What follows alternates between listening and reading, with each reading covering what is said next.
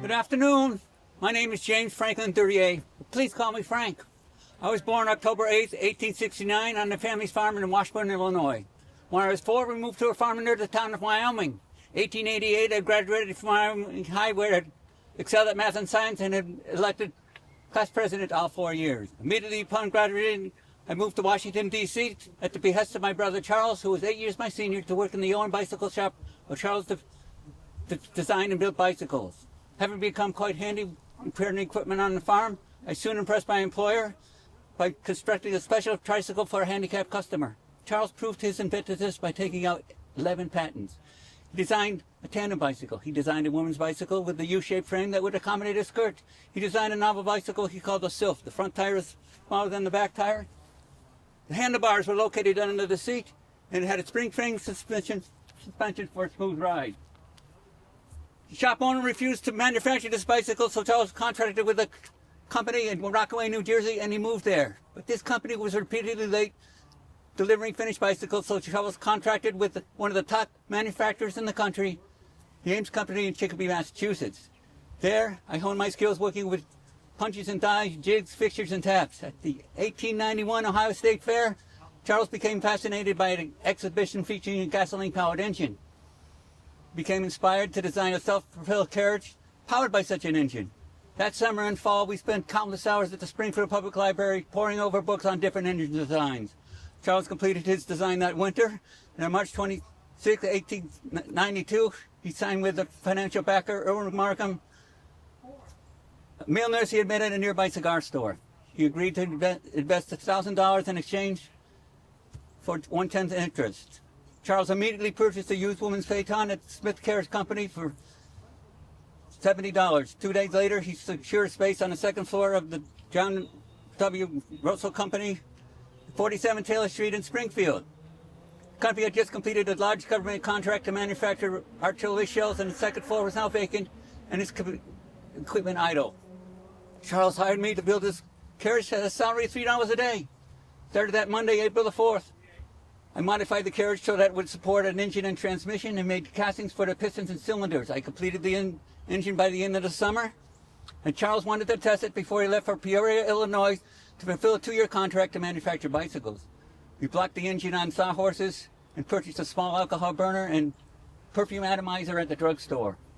We heated the ignition tube and sprayed in gasoline with the atomizer, all by continually turning the flywheel by hand. But to no avail. We realized that the ignition tube was not getting hot enough and that a better burner would need to be built. I purchased a gasoline burner and made a variety of caps until I hit on one that produced the required blue flame. But it kept going out. Developed a spinning headache and felt nauseous, and thinking I was reacting to the smoky fumes from the burner, I made my way home to my boarding house in Chicopee. When I did not improve, my landlady insisted that I see a doctor. I was diagnosed with typhoid fever and spent a month in the hospital. Then traveled to Illinois, convalesced at my mother's home. I returned to Springfield in January and completed the burner to my satisfaction. I next worked on a system to feed fuel into the engine. I devised a carburetor that functioned using gravity. I again tried to start the engine, but with no success. I now suspected the ignition tube, which I modified by making a longer cinder wall tube that would not dissipate the heat so quickly. The engine would now kick, but it did not continuously turn over. I now suspected Charles' flawed design of what he called a free piston. The exhaust never completely exited the chamber, so that the incoming fresh fuel mixture was not pure. I redesigned the piston to a more conventional type. The engine would now run, but it was slow, and it produced a loud popping sound that caused the men working below to come running up the stairs. I next tested the friction drive transmission. It consisted of a friction belt running between the flywheel and the drum, which when engaged would cause the drum to turn. Spun the flywheel until the engine started, then stepped behind the carriage and grasped the tiller handle and pressed it down. The carriage began to move forward, but slow enough that I could walk behind it. As I neared the wall, I lifted the tiller to return the belt to neutral, but the belt would not budge. In a panic, I frantically grabbed the rear axle and was able to slow the carriage enough that it did not cause damage when it hit the wall. The shop owner, John Russell, witnessed this and thought it was hilarious. For years, he would regale customers recounting this incident. I now realize that as designed, the engine would never run properly, and I advised Mr. Markham that a different engine would need to be built. He came to agree and provided more funding. Promptly worked on the drawings and submitted them to the C.C. Marshall Company, a pattern maker further down on Taylor Street. While the founding work was being done, I took time off to travel to Groton, Connecticut to be with my fiancée, Clara Root. We were married in May. After the honeymoon, I began work on the new design and completed it by mid-August. My improvements included starting gear with automatic kickout, a governor to keep engine speed consistent, an electric starter, a 3-point suspension, and a muffler. I was now ready for a road test. By tilting the carriage vertically on its back wheels, we were able to load it into the elevator. We then pushed the carriage between the Russell and Stacy buildings. That night, Mr. Markham's son-in-law, Will Bemis, towed the carriage with his horse to his home on Thorn Bruce Street. Following morning, September 21st, 1893, I pushed the carriage into the street and started it up. I was thrilled as the carriage picked up speed after turning down Florence Street. But the engine began to lug and slow. I tried to downshift by lifting the tiller, but as with the indoor test, the belt did not budge. The engine continued to slow until it stalled. I'd gone a good 600 yards. This was the first road test of an American-made automobile. The engine had worked fine. The problem was with the transmission. I asked Mr. Markham for more funding to build one, and he refused. I then approached several other investors, and they all turned me down. I went back to Mr. Markham and offered to build the transmission without pay. If he would cover the material and shop costs, he reluctantly agreed. Completed the transmission in January of '94 and tested it on the 18th. After a recent snowfall, I had the blacksmith make 2 spike rims for the rear wheels. I started in front of the shop on Taylor Street with Mr. Markham as my passenger and drove all the way to Will Bemis' house on Spruce Street and headed back to the shop, taking a detour up the steep Harris Street Hill. We had gone 4 miles in 45 minutes for an average speed of just over 45 miles. Mr. Markham was quite pleased, but he had no further funds to invest. I now sought out other investors and finally found one in Henry Clapp, who had managed to raise $4,600. This enabled me to build my next vehicle from the ground up. Instead of modifying the carriage, I built my own frame and body and made countless other improvements. A dispute arose between the shop owner and Mr. Clapp, and we were forced to move to the second floor of the Stacy building next door, which turned out to have more space and better equipment. I completed the new and improved model in March of '95. I would then take prospective investors out for drives. The Springfield Chamber of Commerce became interested and engaged a steam engine expert to examine the car and submit a report. He took an 18-mile drive to Westfield and back over rough, steep, sandy roads. He wrote a glowing report. The Duryea Motor Wagon Company was established September 21st, 1895. It was the first automobile manufacturer in the country. I was named chief engineer. The Chicago Times-Herald announced that it would be sponsoring the first automobile race in the country, and we decided to enter. The race was to be held on Thanksgiving Day. Snowstorm hit Chicago, but since the race had already been postponed twice, it was held anyway. Of the 76 starters, entries, only 6 showed up at the start, 2 electric and 4 gas powered. The race course was a 54-mile loop to Evanston and back, despite 2 55-minute delays caused by a broken steering gear and then a sparker and taking a wrong turn.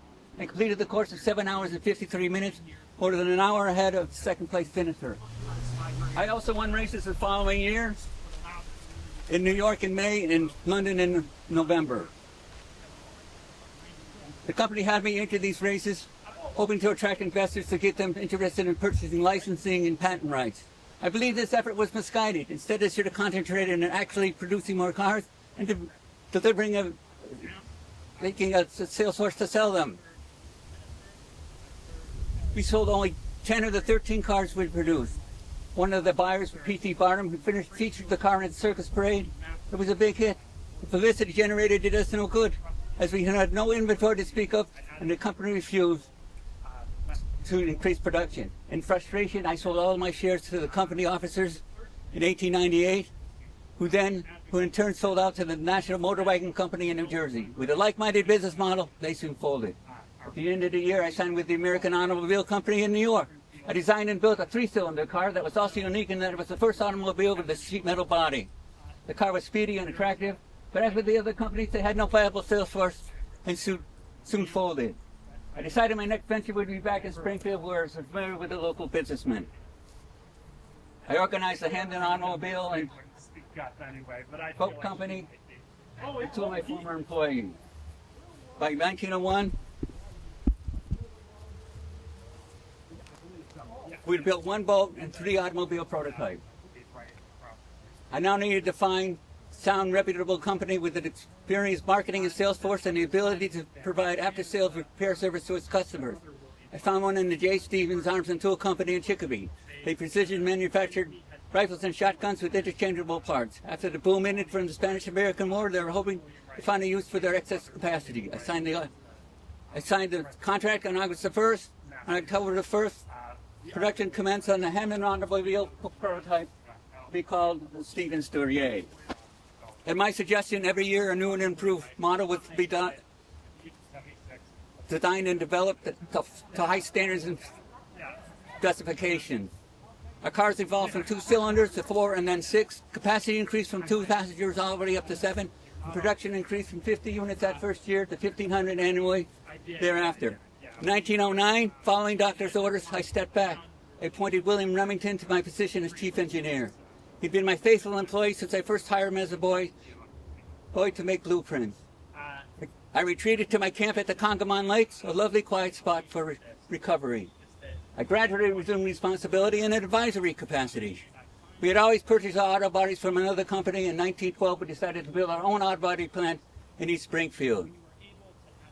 And by 1915, competition in the automobile industry had become quite fierce. There were steep downward pressures on prices from the cars mass-produced in the Midwest. Realizing that here in the Northeast we'd never be able to compete at that scale, when a generous offer came from Westinghouse, I jumped at it. With the bump in orders at the onset of the war in Europe, they needed to expand quickly. Our highly skilled workforce and large building were just what they needed. I was now financially comfortable and fully retired at the age of 46.